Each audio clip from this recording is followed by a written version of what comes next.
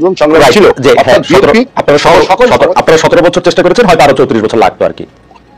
এটা কিন্তু খালেদ ভাই আপনি বলতে পারেন না, কারণ 17 বছর ব্যাপী আমরা অবিরাম আন্দোলন করেছি। আমরা সেই 12 সাল থেকে উল্টা সাইড থেকে দেখতে পারি যে বিএনপি হঠাৎ করে ওদেরকে বলতে থাকলো যে তোমরা খালি গোলটা দিছো, বাকি সবকিছু আমরা তৈরি করছি, বিএনপি বলা আগে শুরু করছে না। এটা একটা ন্যারেটিভ, এটা একটা ন্যারেটিভ কেউ বানিয়েছে।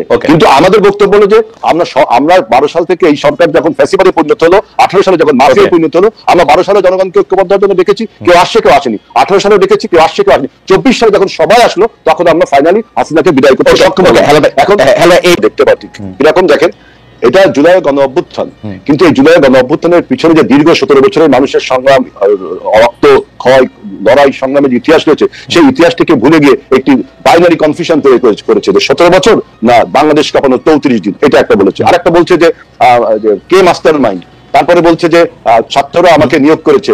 এই সমস্ত বাইনারি কনফিউশন আমি সেটা মানলাম, কিন্তু ধরেন যে কোনো পলিটিক্যাল পার্টির মধ্যে বিএনপির কথা না বলে যে জামাতের কথা বলা হচ্ছে, কারণ কি? এটা কারণ কি একটা হইতে পারে যে বিএনপি কি শেষ মুহূর্তে